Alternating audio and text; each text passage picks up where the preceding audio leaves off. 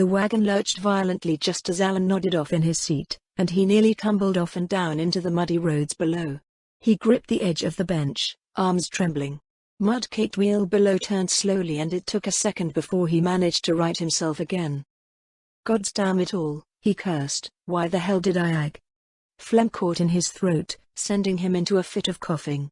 His hacking filled the air for a good minute before he wiped his eyes with a sleeve and cleared his throat, spitting out onto the road. Alan hated the spring. It was cool at night and damp all day and his breathing didn't agree with the air. He should have been in the capital, readying his caravan for the summer, but a woman showed up to make an unexpected request, with an offer he couldn't refuse. The woman, Hilma Signaeus, was an acquaintance of his, a woman with her roots planted deep into the workings of capital that one was better off staying well out of. He didn't like her much but, as a business contact, she came in handy from time to time, asking for small favors once in a while that he didn't overly mind. This time, however, what she asked left his mouth open as he stood in his wagon yard listening to her. She wanted him to go all the way out to God's forsaken Rantel and purchase grain. He could think of any number of reasons why she might have wanted this, but the fact that she wanted him to do it in the spring caused him to look for some way to politely turn her down. It was over 400 kilometers from the capital of Riastais to Rantel, using the main route that went through Epespel. Worse yet, only half of the roads were paved. Attempting travel in the spring was pure misery, slogging through the poorly drained clay roads and making less than 10 kilometers on a bad day. If it was pouring, they couldn't get anywhere at all. Only idiots tried to make that trip in the rainy season, and he had told her exactly that. Politely. There was also the fact that he hadn't even finished preparing any goods for the summer trade, but Hilma took care of both problems at once by offering to sell him ore at an unheard of price. It was so cheap that Alan immediately suspected it had been stolen from somewhere and she wanted to move it as soon as she could, but Hilma insisted that it was mined legitimately by one of her associates.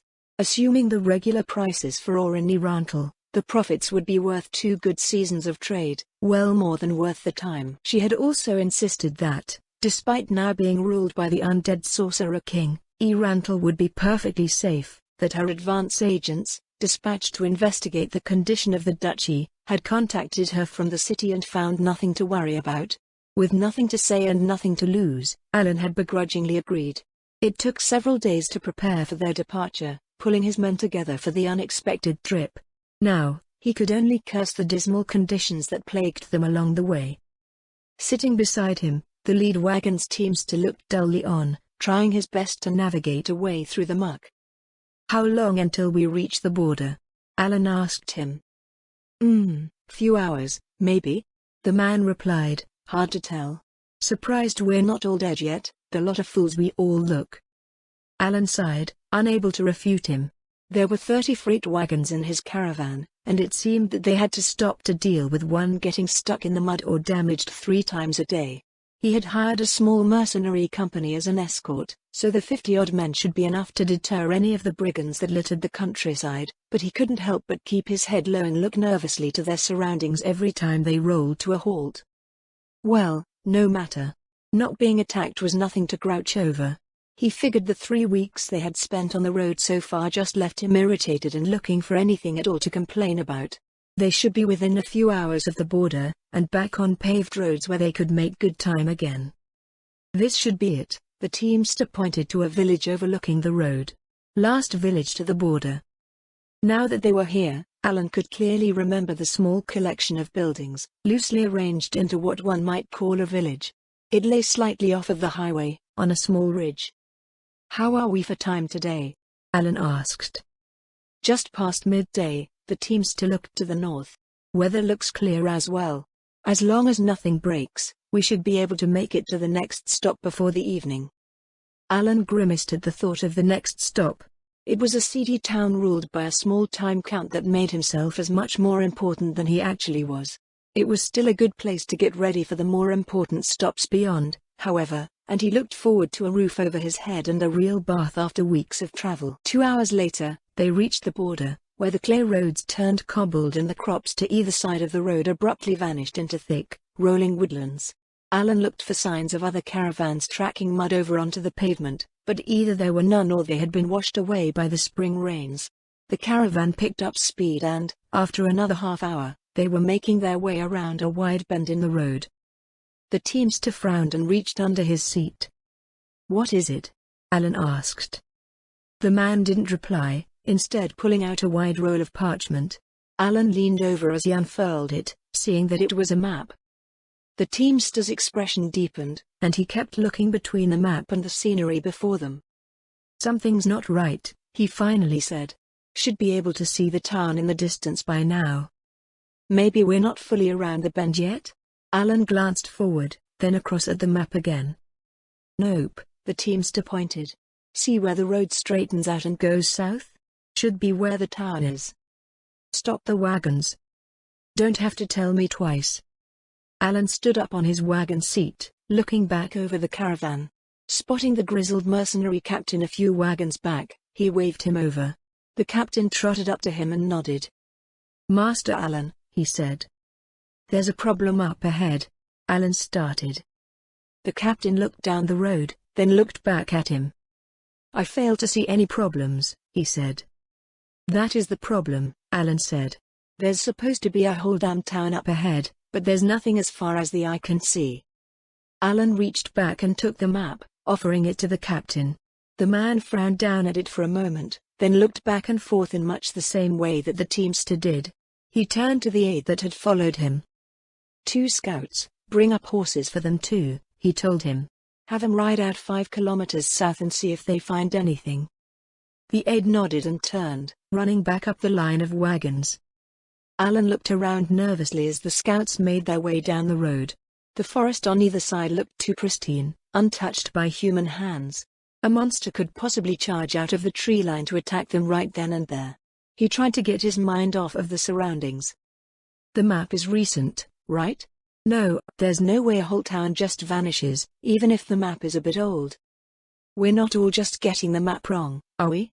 he said nervously. "This town was here last year, how can it just disappear?" "Who knows?" the captain shrugged. "Maybe some undead monster wiped it out." Don't say that." Alan's voice rose an octave. "We're supposed to be going to Erantle, you know." He had heard the stories, too.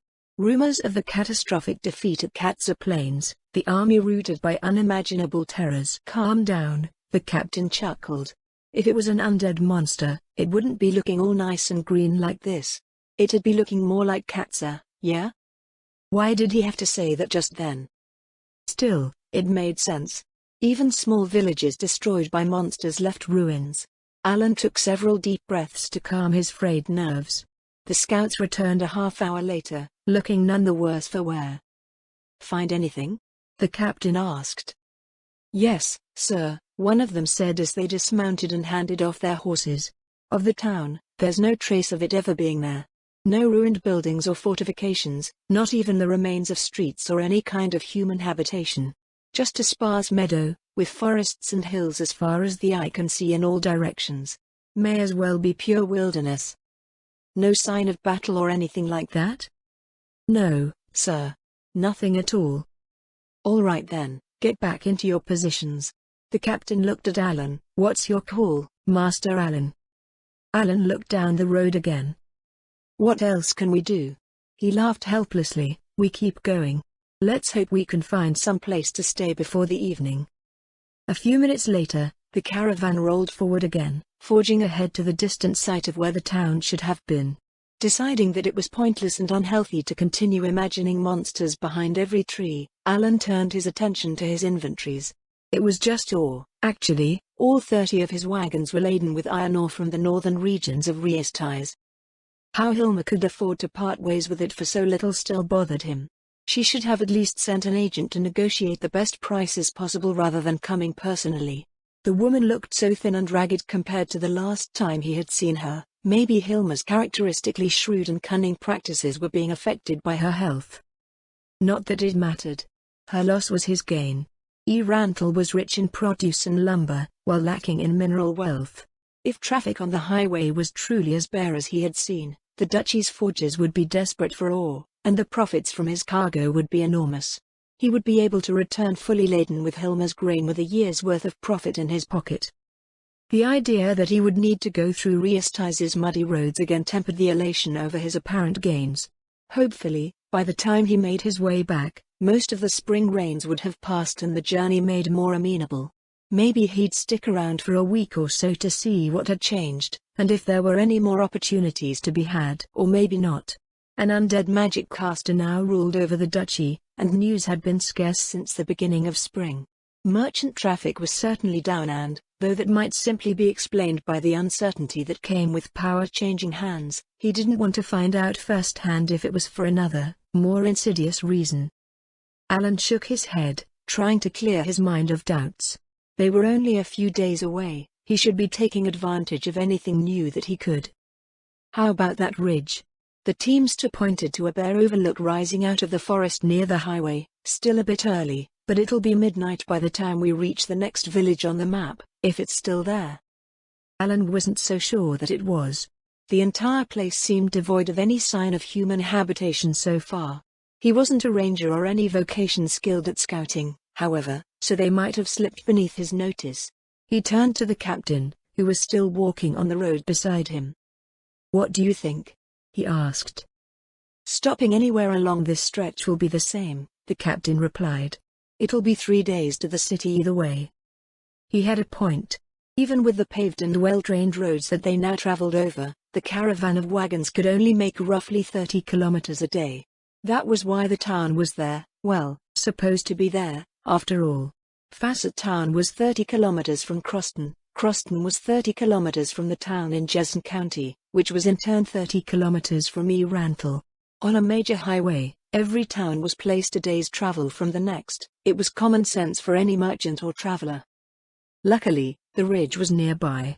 It looked nice and defensible as well, just in case there were monsters lurking about. "Let's use it," Alan told them. "We shouldn't be turning up a good campsite when it appears right in front of us." The driver nodded, and the captain turned around to issue orders to his men. A half-hour later, they had a better view of the site. "Looks like someone else had the same idea," the captain noted. "Those are well-made barricades, done recently, too." Alan frowned at the idea that another merchant might have made it to the city ahead of him. A figure was up near the aforementioned barricades ahead of them, startling him out of his thoughts. It wasn't there a second ago. Dressed in a sharply tailored outfit of white over red scaled leathers, a dark-skinned elf boy looked towards them with a wide smile on his face. He couldn't help but appraise his overall appearance. In a big city, the boy would be a superb way to advertise the high-class boutique that his exquisite clothing most likely came from.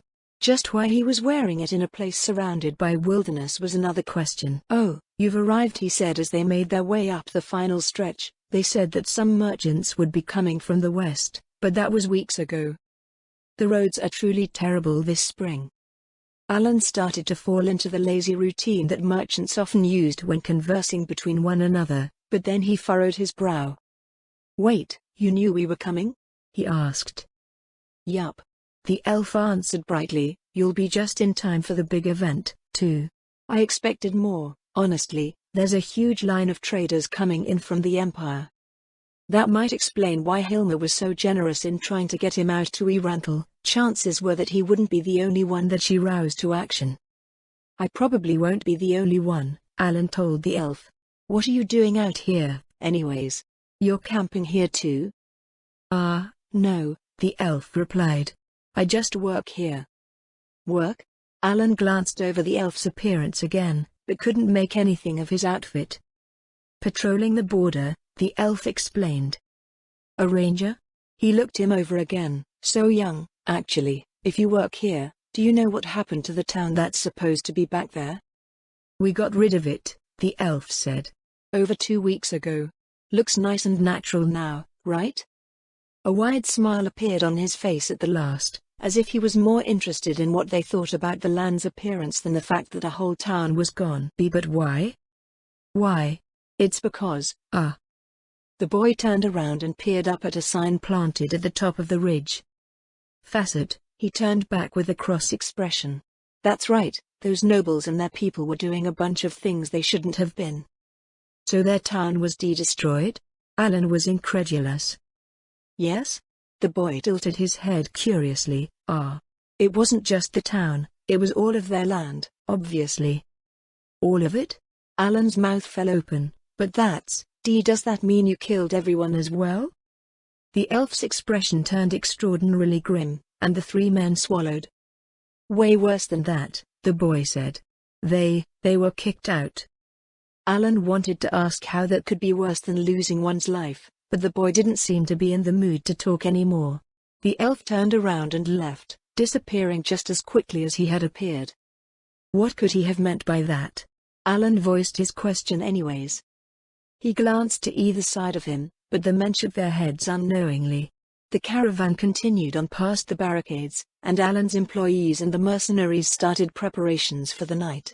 Alan walked up to the sign on the ridge, a large billboard with text in all of the regional languages upon it. Welcome to Facet's Folly.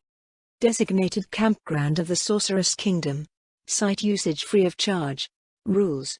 1. Be a good neighbor. Get along with your fellow campers. Do not attack the local citizenry or any undead servitors. 2. Hunting, foraging, logging and mining in the surrounding area is prohibited. People live here, don't steal their stuff. 3. Keep pets and livestock within the camp perimeter, or they may be hunted and eaten. 4. Clean up after yourself. Put food scraps and waste into the provided slime bins. 5. Do not leave fires unattended. Extinguish them completely before departure. Violators will be prosecuted to the full extent of the law. Enjoy your stay. In the shadows of the royal court, a dozen figures seated themselves silently behind the long desks lining the walls of the chamber.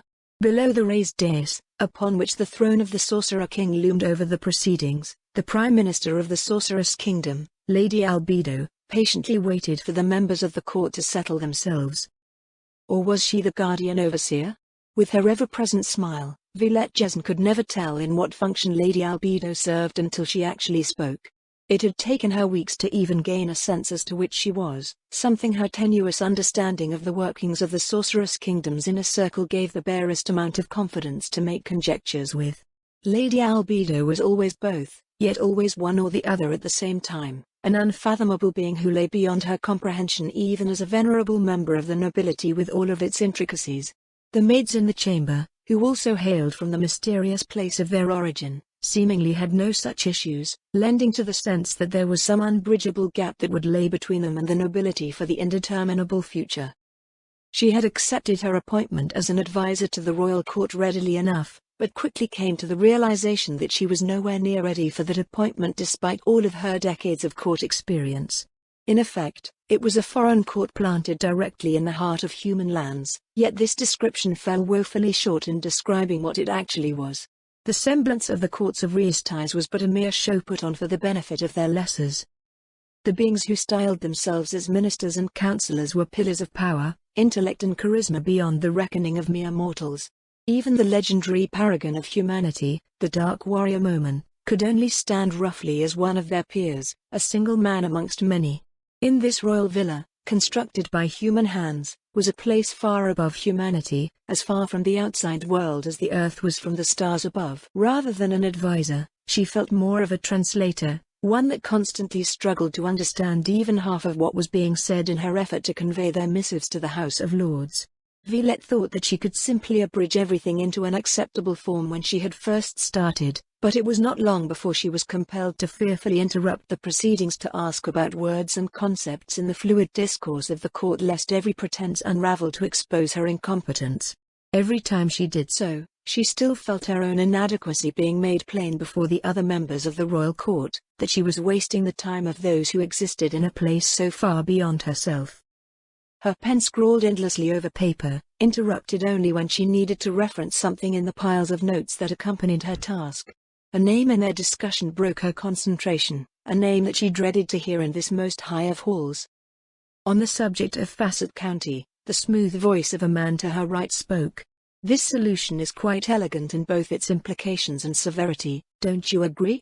Though I believe improvements are entirely possible with the benefit of review, these agents approached the issue and produced an efficient outcome within 3 days. Given it was humans that did this, I would say it is optimal within the context of their capabilities. The speaker was a man in a red suit with orange pinstripes, a fashion which she believed from the far south. No one would erroneously mistake him for a human, however. The long spiked tail, pointed ears and crystalline eyes that glimmered behind his spectacles would immediately dissuade any of this notion. Indeed, if I may be so bold to say so, the loss of the previous reigning nobility of this duchy at Katza Plains has allowed for some remarkable individuals to rise in their place. Every action of our master has endless nuances, even when he prunes away seemingly insignificant twigs along the way to his greater goals, new growth flourishes in his passing. The vast majority of those that have inherited their titles are young and pliable, ready to heed the will of our master, and among them several have significant potential, at least when measured against their contemporaries in the surrounding nations. The man, Lord Demiurge, ran his gaze over the assembled courtiers. When his eyes met Violette's own, he flashed a broad smile, and she shuddered. Evil was an inadequate description for this counselor. In his words and perception, he could only be described as a devil. In fact, she had recently discovered that he was precisely that. He made rare appearances, as it seemed that his duties called him to far-off lands, but the demise of House Facet and its attendant outcomes qualified as notable enough for him to attend. She looked down at the report containing the final days of the noble house which had existed for nearly as long as Riestais itself. It was over 400 pages long, so thoroughly detailed and condemning that she could not fathom how the information for such a document could be collected in a mere 3 days. Not only was it a collection of evidence, it was also a thorough analysis containing recommendations for remedial actions should they be required in the future. Inside the cover were 4 names: Corlin, Gonye, Wagner, and Zaradnik. Yet, it was not the meticulously collected information, nor the thoughtful insights and avenues of remediation offered that arrested the hearts and minds of those who perused its contents. It was the decisive verdict and execution of justice levied on the subjects in question. The House of Lords had sent this group of young noble women, a group who all agreed would deliver their missive in the most fair and diplomatic manner, and the result was the annihilation of House Facet. Save for a single barony in the north, every noble vassal of House Facet had been extinguished and the county itself reduced to a population of 0. The 3 noble women who held territories near to the city were in attendance, seated along the same bench as herself. They had all attended the court at one point or another in the past few weeks, so whatever thoughts they had in regard to Lord Demiurge's callous words were not reflected in their bearing. Violetta shook her head. Maybe she was just getting too old. The young were far more adaptable than one such as herself, who was set in their former ways. That they could bring the devil himself to their side was inconceivable. Not only had they emerged unscathed from what the House of Lords thought was an impossible task, they had come away with the approval of the royal court. Well, mostly. The outcome itself had been received with loose approval across the spectrum, but the reactions amongst the councillors came in various degrees. With Lord Demiurge on their side, however, any adversarial reaction would have been perceived as foolishness, as he was seen as a pillar of intellect within the court. Given the overall disposition of the group, it surely must have been a favorable coincidence rather than a purposeful calculation. She could not imagine such benevolent young women courting the favor of pure evil. He must have some sort of hidden catch. Would execution not have been a preferable sentence for rebels? A stern, cold voice came from one of the benches on the right. This fate, beyond pitiful. Indeed, my friend, this Lord Demiurge coughed several times and took a moment to clear his throat. This fate is certainly as you say. It is, however, a clear message to all: we will not suffer such heedless miscreants in our blessed nation, that the flaunting of technicalities and the obscurement of intent and action will avail them nothing. Not only have the useless been granted purpose, but then themselves carry with them the poison that made them so. Riestais will welcome them with open arms in their desire for manpower, even as their own nation is racked with this very same affliction. It is a small amount, compared to what they already suffer from, but every additional drop pushes them closer to the brink. The devil turned to address the 3 noble women sitting beside Violetta along the same desk. This verdict has many layers and several of its aspects are quite insidious, he said. Tell me, did you devise this scheme as a group, or is this the work of an individual? The particular detailing of the processes which went into rendering this decision are conspicuously absent in the report. Countess Corlin rose from the cushioned bench, the rich gown in the customary colors of House Corlin rustled lightly as she rose, Its intricate silver embroidery and her tasteful adornment of jeweled filigree glimmered in the harsh glare of the light overhead. While we all participated in the collection and analysis of information, Lord Demiurge, she responded in her gentle tones, the schedule of our plans was abruptly accelerated, which resulted in the shortfall that you noted. Ah, I know that feeling all too well. Lord Demiurge smiled ruefully. Then you mean to say that this outcome was achieved without the full measure of your collective capabilities brought to bear? We did not have the leisure to refine our moves to any great degree, no, Countess Corlin replied. In the end, Lady Zaradnik, who was tasked with finishing our work after we were instructed to depart by Lady Shaltier, used the picture we had developed up to that point to derive this verdict. Yes, Lord Demiurge said. This name has come to my attention several times recently. Where is Lady Zaradnik now? I can only assume that, since her name appears alongside yours, it is not your intent to exclude her from your efforts. Yes, Lord Demiurge. She arrived in Erantal to reports of demi-humans encroaching on her domain, and departed on the next available vessel to see to its defense.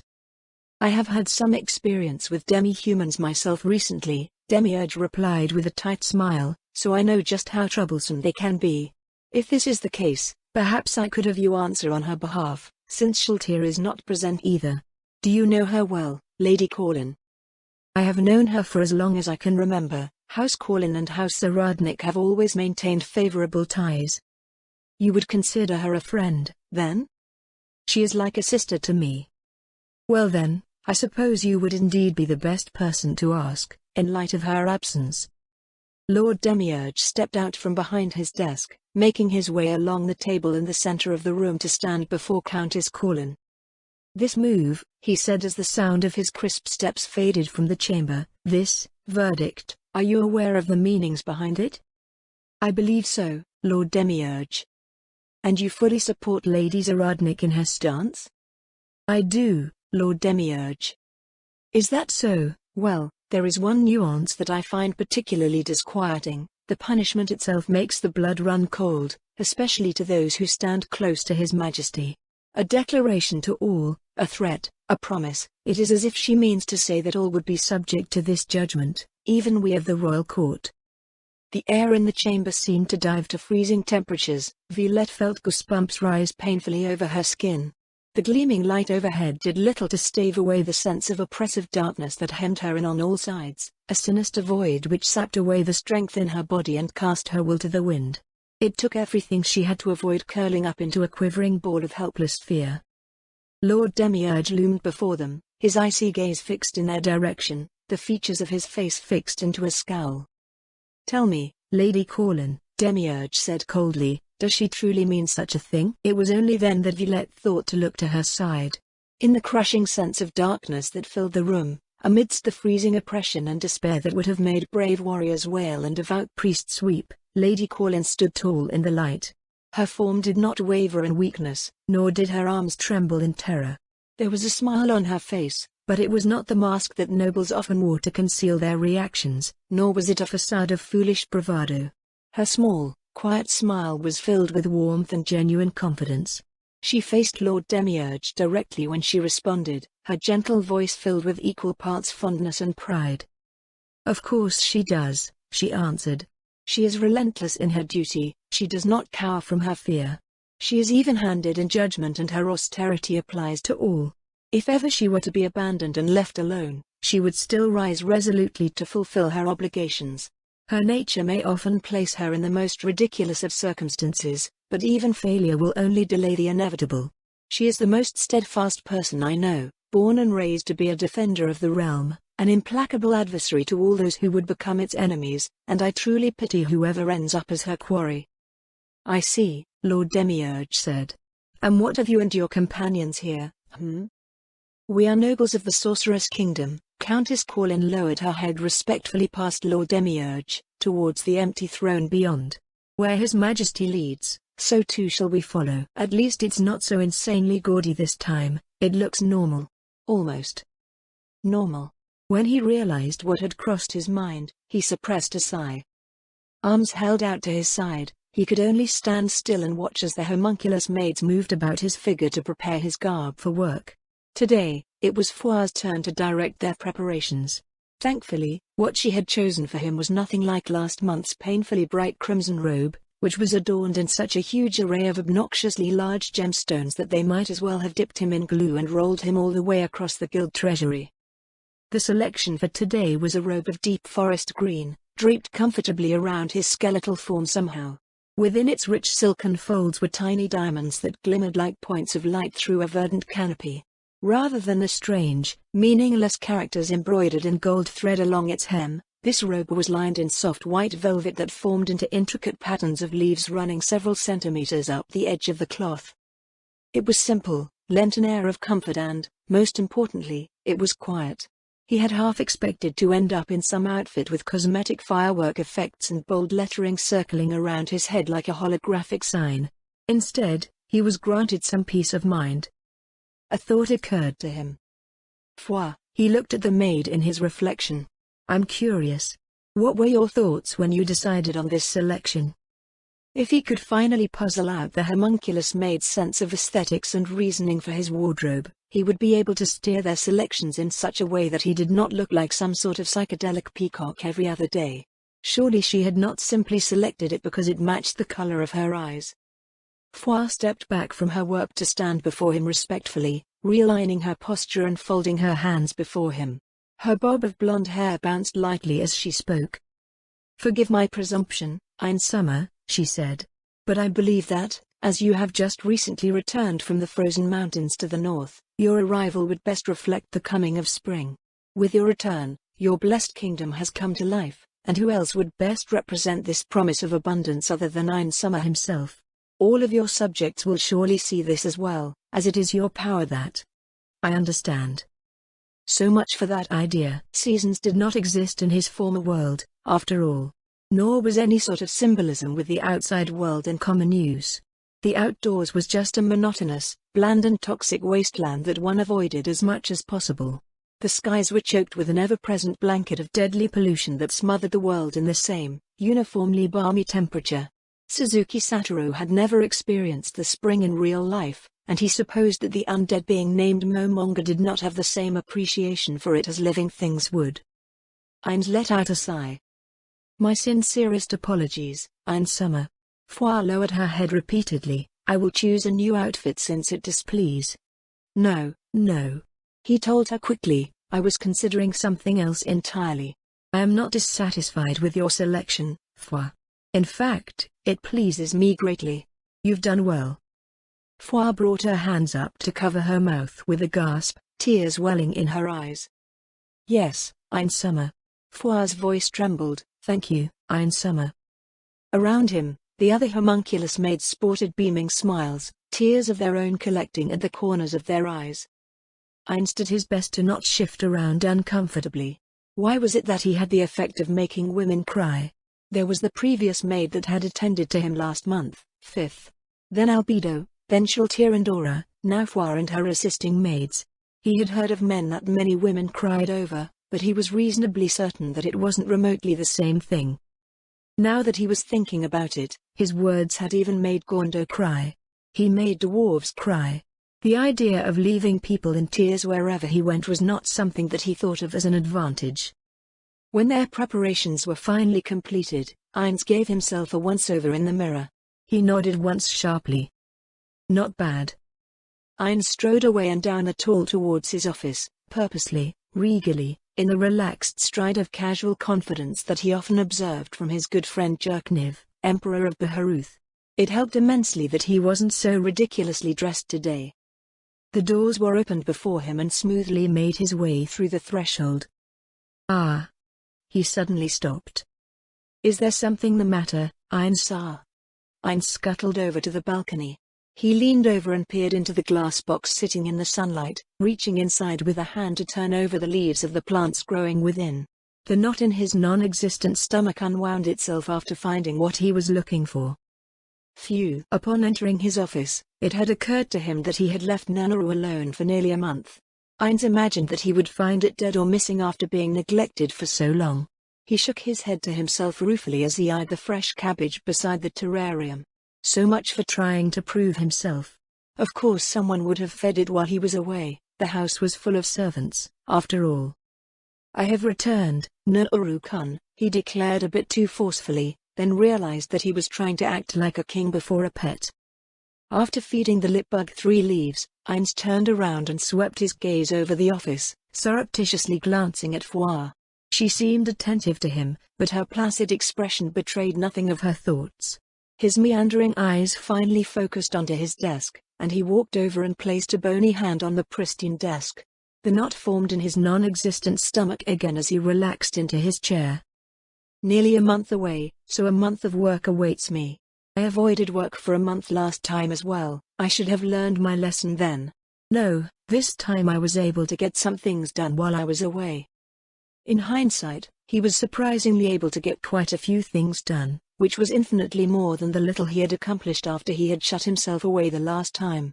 He had gotten the ball rolling with the Adventurer Guild, the Empire had entered into a friendly diplomatic relationship with the Sorcerer's Kingdom, he had earned the goodwill of the Dwarf Kingdom and secured their runesmiths as his own. His extended investigations into information on other players, smithing, ores and runecraft had, unfortunately, turned up little to nothing, but it couldn't be said that he had done nothing at all. The runesmiths were now getting ready to move to Kani village, where his investments into their unique and promising magical technology would surely yield great gains. Ha-oo-oo. Ainz chuckled softly to himself as dreamlike possibilities blossomed in his mind. There was a knock at the door. It was time. Ainz straightened in his chair and cleared his non-existent throat while Fua went to answer the door. He put on his serious face. Or at least he thought he did. He didn't have a face, but Albedo sometimes spoke as if she could read his expressions. "Well, better safe than sorry." "Ainz-sama," Fua said respectfully, "by your leave, Albedo-sama and the Elder Liches have arrived to present themselves before you." "Granted," Ainz nodded regally, "they may enter." Ainz felt a tinge of satisfaction at his own conduct. His time with the dwarves had allowed him to polish his kingly conduct even further, and he had gained confidence that his act would elicit the proper response from those around him. Fua made way to allow his visitors into the entrance. Albedo entered the room with 6 elder liches, much in the same way as she had a month previous. "Good morning, Ainz-sama." Arranged in a line behind her, the 6 elder liches bowed as one. "Umu." "Good morning, Albedo. Or, should I say Prime Minister? If it is your will, then I shall become whatever it is you desire, Ainz-sama." The tips of Albedo's wings quivered slightly, and the hint of excitement entered her expression. Ainz grasped for a way to alter the apparent course of the conversation. "Then tell me, my good Prime Minister, how fares the Sorcerer's Kingdom?" Though he had put all of his accrued acting skill into the question, he was still surprised that Albedo showed no reaction to his brushing her pleasantries aside. Was it because he had just become more kingly? No, it was more likely that Albedo was looking forward to reporting her progress. "It would be my pleasure to inform, Your Majesty," Albedo replied. Rather than directing the elder liches to come forward this time to stack their piles of documents upon his desk, Albedo started with a verbal report. Ainz had to put extra effort in paying attention, as he had nothing to refer to. "With the brilliant maneuvering that Your Majesty has conducted in both the Dwarf Kingdom and the Empire," she smiled brightly under his gaze, "many of the most immediate issues revolving around our reliance on foreign imports are well on their way to being resolved. I can only stand in awe and gratitude that Your Majesty so quickly and effectively responded to the concerns that I shared with you that day." Eh? She was going to keep going on with the court act? His move to preempt her usual routine had backfired in a different way. Having set her on this course, he could only swallow his internal discomfort and reciprocate her conduct. "Though a meager inclusion in comparison to your achievements," she continued, "I have enlisted the assistance of the 8 Fingers, who will send their own merchants from Riastais and encourage their contacts to resume trade with the Sorcerer's Kingdom." "Is that so?" he murmured. "They will not be conducting any of their old operations here, I trust?" "Indeed, Your Majesty," Albedo replied. "They have been explicitly instructed to only pursue legitimate avenues of trade with the Sorcerer's Kingdom." "Good," he said, "good. We cannot have any of that nonsense here. What of other matters regarding foreign affairs? Have any external threats developed? Have you flagged any problematic activity from the neighboring nations?" He would have been immediately informed if it was something like existing players being detected, but he couldn't gloss over the possibility that other dangers could be lurking about. He hadn't even figured out what in the world the demon gods were, despite going personally to a metropolis that had been ravaged by them and frozen over. There have been no overt moves against us by the neighboring nations. Over 36 separate attempts by foreign agents to conduct espionage have been detected, however. How should we deal with them, Your Majesty? They can look around all they want, he told her. Well, within reason. Areas that any other nation would naturally consider off-limits to the public should be treated the same way here. Aside from that, allow them to carry on where they will. Perhaps they will do some of our marketing for us. Of course, Your Majesty, Albedo nodded. It will be done. They will see what it means to be ruled by a supreme sovereign, and the nations of the world will gnash their teeth at their own wretched mediocrity. That came off a lot more belligerent than he would have liked. It didn't help that they were conducting this stiff court act, which was clouding his ability to lead Albedo's responses. Is there anything else that has been discovered on that front, Albedo? In regards to other players, there has been little of note, Summer. She shook her head. All of the information uncovered has been more or less along the same vein. Influences from Yggdrasil that have seeped into the native cultures, languages and lore. Pandora's actor has even noted a few within our own borders, vestiges from centuries long past. He bemoans the fact that, beyond the scant few we've already catalogued in circulation, there have been no further pieces of equipment from Yggdrasil located. Speaking of which, how did Pandora's actor fare when he was placed in charge while we were both absent from the Sorcerer's Kingdom? That's... Albedo's voice trailed off, and Ainz looked at her curiously. Pandora's actor didn't do something strange, he hoped, like renaming half of the locations in the Sorcerer's Kingdom into something German. If he's done something wrong. Far be it from that, Summer, Albedo replied. He has far exceeded my initial expectations upon recommending him for the role. Really? Him? Oh, then your idea to have Momen influence the local leaders before being sent away on a mission was accomplished without a hitch? Beyond that, she said, the citizens of the Sorcerer's Kingdom have continued to return to their normal lives. Simply believing he could tell the local leaders to obey us was a shallow estimation on my part.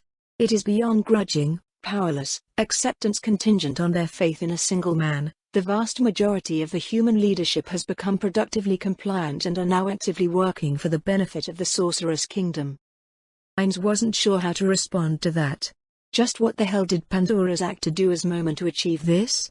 Going by his own appraisal of what Momen could accomplish in regards to Albedo's plan for him, he could only roughly agree to go beyond that.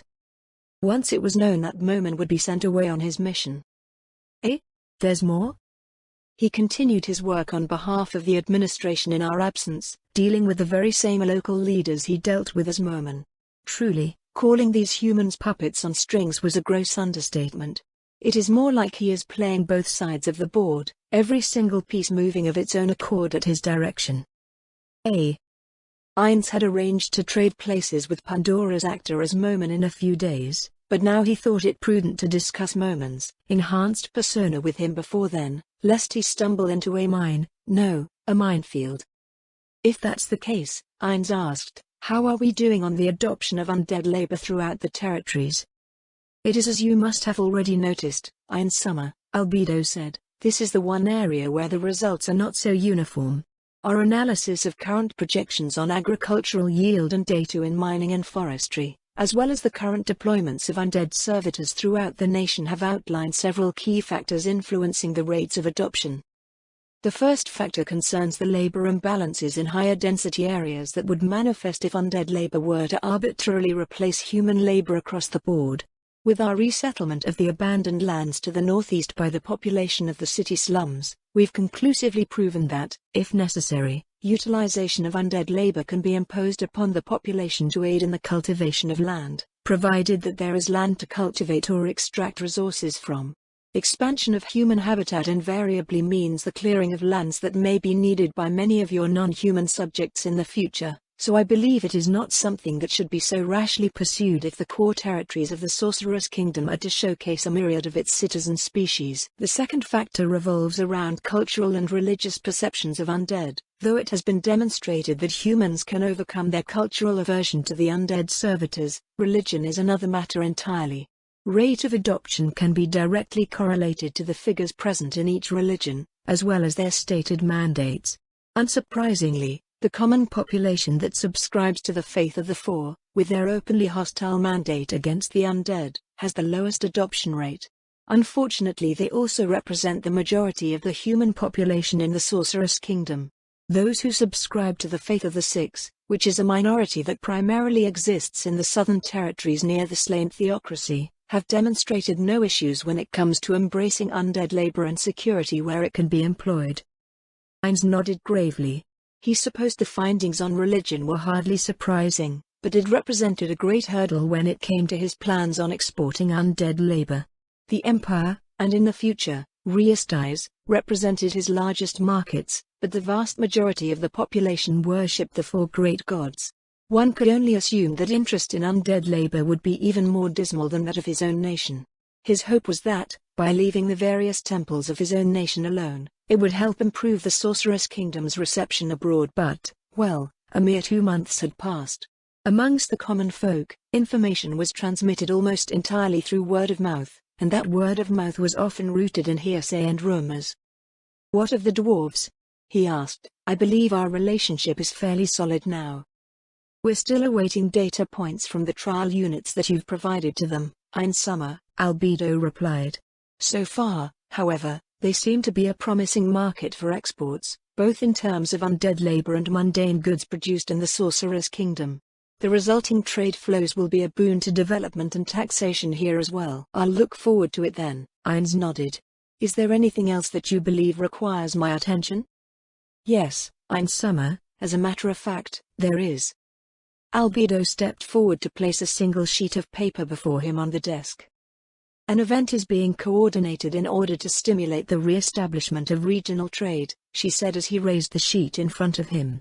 "With the induction of the Empire and the Dwarf Kingdom into the hegemony of the Sorceress Kingdom, merchants are being gathered from both nations for a period of increased traffic and exposure to what we have to offer." "A grand opening, you mean?" "Yes, in summer, it should be something along those lines." "The benefits are clear enough. Is this one of your new directives? Or perhaps demiurge?" "It is a product of Pandora's actor, one of many results of his manipulations." "Him again?" "Manipulations, you say? Are these hapless fools such as those being unwittingly used to tidy up Riestais? Or are they people of talent who have been identified as useful to the Sorceress Kingdom?" Albedo withdrew a plain brown file folder from her inventory to lay on his desk.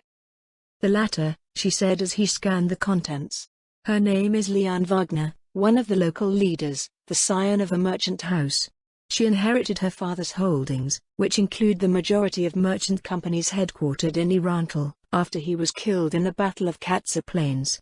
As to her recent activities that you may have witnessed personally, most of the liquors provided to be catered to the dwarves recently were imported through her." "There isn't even a picture included," he grumbled. Well, not that technology for photographs existed in this world. At one point, he wanted to suggest that some sort of magical means to present images be included with the reports, but had decided against it out of fear that he would appear childish. "Is that so?" Ines stroked his chin thoughtfully. "Then what other contributions has she made? She appears possessed of a bold ambition." The latter was no empty musing. The salesman that was Suzuki Satoru couldn't help but admire such entrepreneurial spirit. It was something a lowly salaryman like himself could only sigh in admiration and envy over.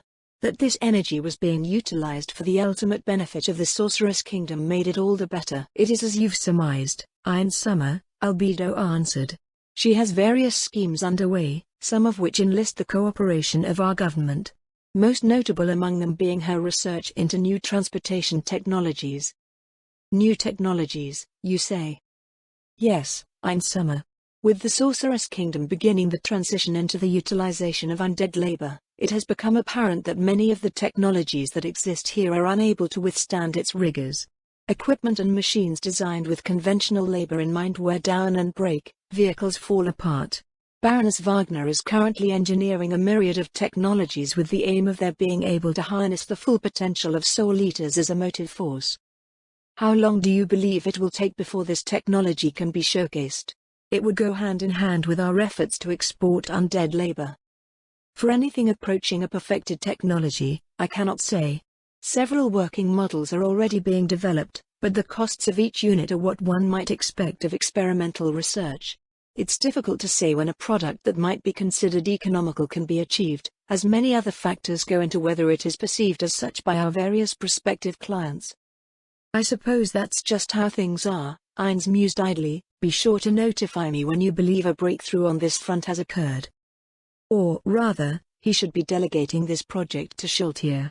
He had put her in charge of transportation, after all. Well, her hands were probably full trying to put the recently acquired frost dragons to good use. Since research efforts had just begun, there was little for her to work with anyways. Practical improvements to land transportation could wait. How did they arrive at this discussion, anyways? Oh, right. You mentioned many results. Ines backtracked slightly. What else has Pandora's actor been up to? Have any other new and promising individuals been identified?